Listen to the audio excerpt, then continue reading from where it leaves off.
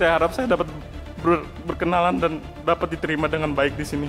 Tapi mereka malah menyombongkan diri mereka, mereka malah mengangkuhkan diri mereka. Mereka tidak menerima saya di sana. Saya hanya diketawai setiap hari. Saya selalu dihina-hina setiap harinya. Lalu sampai mereka membanggakan dan mengancam saya. Mereka mengatakan kepada saya, lu jangan macam-macam sama kita. Lu mau nyaman sekolah di sini, lu mau bisa kita nggak bully di sini, lu harus bisa melayani kita semua. Lu tahu nggak bapak kita siapa? Dia bapaknya ketua partai. Bapak dia DPR. Bapak dia MK. Lalu sahabat dari ketua geng ini mengakui, lu jangan macam-macam. Bapak gua ketua partai sekarang. Bapak yang berinisial A, anak yang berinisial M mengaku.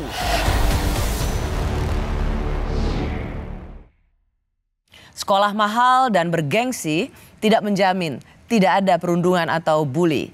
Anak Anda bisa jadi korban bully. Anak Anda juga bisa jadi pelaku pembulian atau perundungan. Saya masih bersama Nisa Rengganis, penggerak kelompok sastrawan Cirebon. Berkolaborasi dengan seniman pantomim Wang Gihut membuat buku berjudul Bully. Kalau kita melihat bagaimana seorang anak kemudian mendapat aksi perundungan dan akhirnya berani speak up. Dan kemudian tadi kita lihat bahkan bicara di depan anggota DPR Komisi 3. Apa yang terlintas dalam benakmu, Mbak Nisa? Ya, yang pertama aku salut dengan keberanian korban bullying itu yang dia harus sampaikan, harus speak up. Bahkan misalnya yang mirisnya adalah sekolah harusnya menjadi lingkungan yang aman. Dan di garda terdepan dia harusnya bisa melindungi anak didiknya, justru ada kesan menutup-nutupi. Nah ini yang masalah Kak Rosi. Menurutku persoalan kasus bullying di sekolah tidak akan pernah berhenti ketika pihak sekolah itu seperti lepas tangan. Seperti lepas tangan dan tidak punya tanggung jawab untuk melakukan pengawasan. Atau misalnya ketika bimbingan konseling kemudian tidak menjalankan peran dan fungsinya untuk bisa memberikan edukasi soal stop bullying kepada anak-anak didiknya. Saya kira udah kelihatan beberapa misalnya orang-orang yang punya kecenderungan arogan, punya kecenderungan untuk melakukan pembulian, itu harusnya kan sekolah udah menandai. Artinya ada tahapan kan, ada step upaya pencegahan dulu dengan kemudian memberikan sosialisasi. Ini loh sanksi-sanksi nanti yang akan kamu dapatkan kalau kamu melakukan bullying. Oke, ada nggak pertanyaan mengapa kamu bully orang? Atau membuli temanmu? Itu soal bullying pasti nggak pernah lepas dari soal relasi kuasa. Di sana ada yang dominasi dan ada yang menjadi subordinat. Dan ketika saya misalnya di satu circle saya sebagai korban bully, jangan-jangan secara tidak sadar nanti ketika saya menemukan circle lain yang saya merasa lebih powerful, saya merasa lebih kuat, saya bisa menjadi pelaku bullying. Nah itu yang siklus bullying itu tidak berhenti dan kebanyakan menurut data riset pelaku bullying itu adalah mereka-mereka yang di beberapa tempat sebenarnya sebagai korban.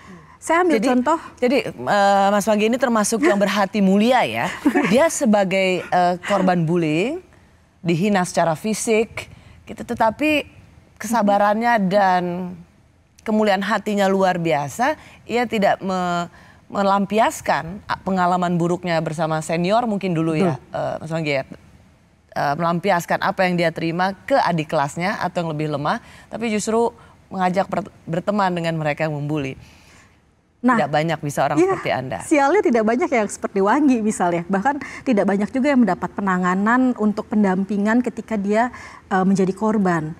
Saya ambil contoh ketika melakukan ospek di kampus, masa-masa mengikuti ospek, itu kita akan digojrot istilahnya, perpeloncoan dari para senioritas. Dan secara tidak sadar, adik-adik junior yang saat itu melakukan masa orientasi siswa yang kemudian di perpeloncoan oleh seniornya, dia akan menjadi senior nanti di semester berikutnya.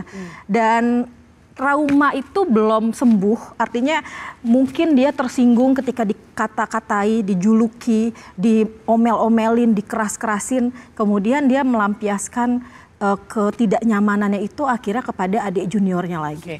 Dari semua pertanyaan untuk mengumpulkan buku ini, pertanyaan apa yang pertanyaan seperti apa yang membuat Nisa paling shock atas jawabannya?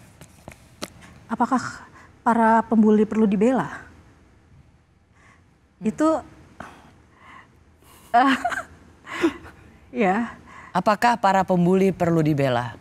Dan jawaban pertanyaan ini mendapat jawaban yang sangat mengejutkan. Ya, kita bisa lihat banyak justru akhirnya playing victim di sana. Justru para pembuli akhirnya malah tidak mendapat sanksi tegas.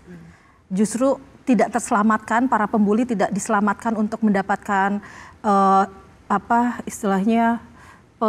pendampingan yang menurutku itu harusnya dia bisa mendapatkan pendampingan, dan para korban yang harusnya ada trauma healing. Apa jawaban mereka ketika ditanya apakah para pembuli perlu dibela?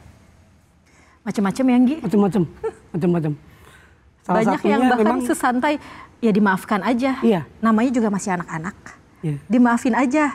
Itu ya tadi ada satu pernyataan yang mengganggu ketika itu udah jelas-jelas di sekolah tersebut ada kasus kekerasan, kasus bullying, kemudian pihak sekolah dengan santai bilang itu pertengkaran biasa.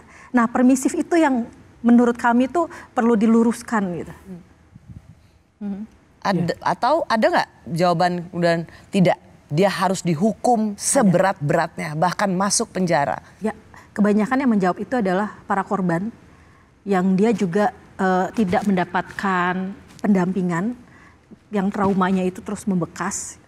Karena kami tuh waktu menyusun buku ini bikin riset kecil-kecilan, Kak. Kami bikin riset kecil-kecilan dan kami datang ke beberapa sekolah-sekolah yang di sana pernah ada kasus bullying. Bahkan kita coba wawancara.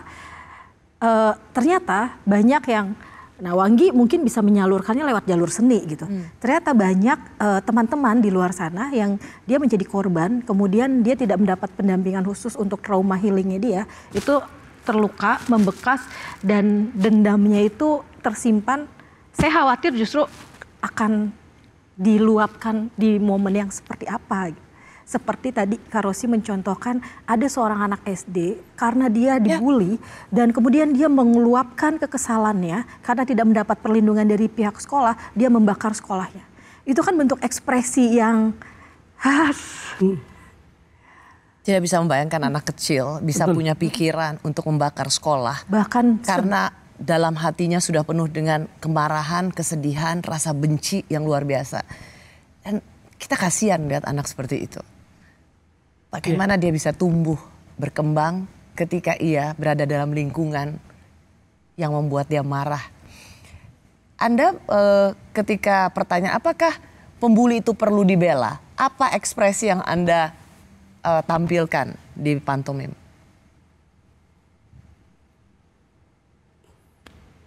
Apa tuh? Tidak perlu dibela. Oh, lawan. Lawan.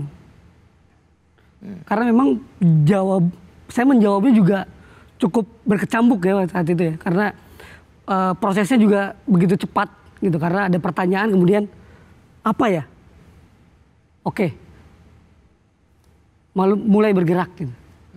Mendapatkan jawaban tersebut. Lawan ya? Lawan.